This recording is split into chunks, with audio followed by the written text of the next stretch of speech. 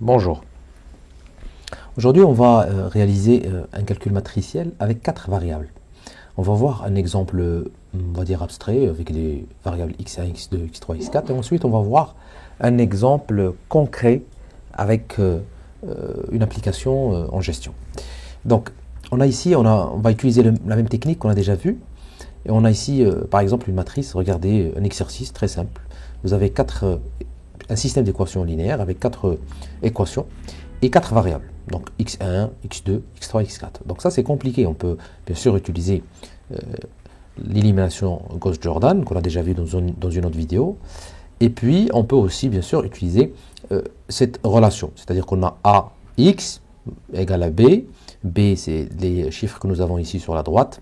Et on peut bien sûr utiliser la relation multipliée par l'inverse de A. Et on aura bien sûr X, c'est quoi? C'est l'inverse de A fois B. Alors on va utiliser ce dernier résultat pour résoudre ici l'exercice, bien sûr.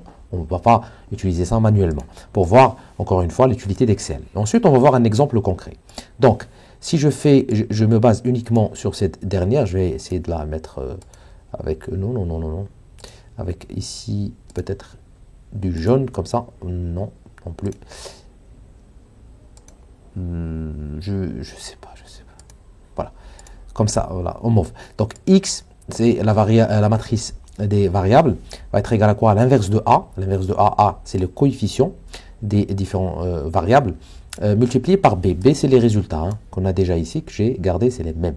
Donc, ce qu'on va faire, c'est que, c'est très simple, il faut sélectionner, bien sûr, sur Excel, le nombre de, on va dire, de cellules correspondantes, parce qu'on a ici une matrice carrée 4 fois 4, multiplié par une matrice de colonnes, 4 fois 1, donc on a un résultat 4 fois 1.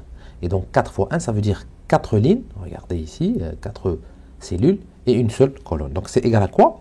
Alors la fonction, vous les avez ici en français, regardez les fonctions en français qu'il faut utiliser.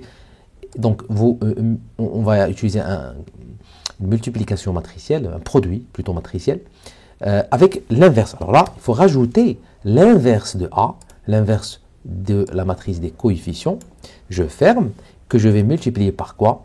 Par B, la matrice B. Et je ferme la parenthèse, je clique sur CTRL SHIFT Entrée et j'aurai les différentes valeurs de x1, x2, x3, x4.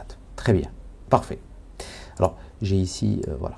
Donc, en français, vous avez produit mat pour le produit matriciel. Je vais revenir ici sur le... Regardez, en haut, donc M mult, c'est l'équivalent, c'est produit mat.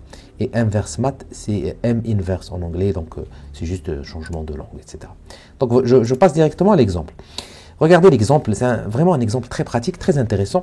Une chaîne de magasins de vêtements décontractée a récemment envoyé des cargaisons de jeans, de jaquettes, de pulls et de chemises. Elle a 4 produits différents, à des magasins différents. Donc elle a 4 magasins sur 4 villes, Casa, Rabat, Marrakech et Tanger.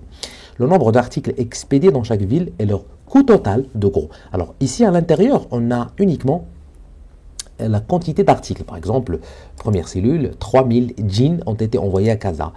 Ici, cette cellule, 2500 jaquettes ont été envoyées à Rabat. Donc c'est la même entreprise, mais elle a envoyé différentes quantités. Et vous n'avez que le coût total envoyé dans chaque ville. D'accord?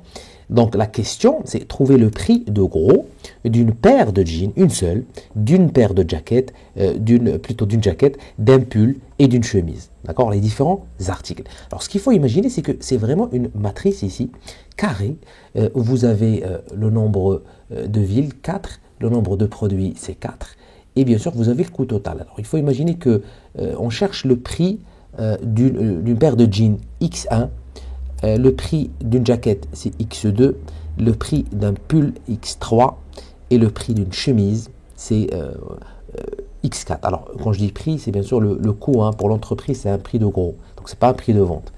Et donc, si on veut résoudre ça, on va utiliser bien sûr la même technique qu'on vient de voir. Et tout simplement, qu'est-ce qu'on va faire? On va sélectionner. Ici, je vais mettre la matrice X. Ça va être quoi? Je vais sélectionner les 4 lignes qu'il me faut. Et la même chose. Alors, c'est un produit matriciel de l'inverse de cette matrice des coefficients où j'ai les quantités. Je ferme et je multiplie ça. faut juste une virgule parce que c'est un produit matriciel, avec cette matrice de coût. Et après, j'aurai la valeur de x1 qui sera le coût du jean, par exemple, etc. Je clique sur CTRL, SHIFT et Entrée et j'ai mes différents coûts. Alors, par exemple, le coût, alors ici, je vais essayer de vraiment de copier et de coller ça ici, transposer cette matrice ici en bas, voilà. Et vous avez les différents, regardez, coûts, je vais essayer de les mettre avec une autre couleur. Chaque fois je me trompe sur ça. Voilà. Alors les jeans, un jean coûte 34,5 dirhams, parce que ça c'est en dirhams. Une jaquette coûte en gros, bien sûr, pour l'entreprise, 72 dirhams. Un pull coûte 44 dirhams et une chemise coûte 21,75 dirhams. Donc là c'est vraiment très pratique. On peut bien sûr encore une fois utiliser juste cette relation de produit matriciel avec la matrice inverse pour calculer un coût unitaire dans ce cas.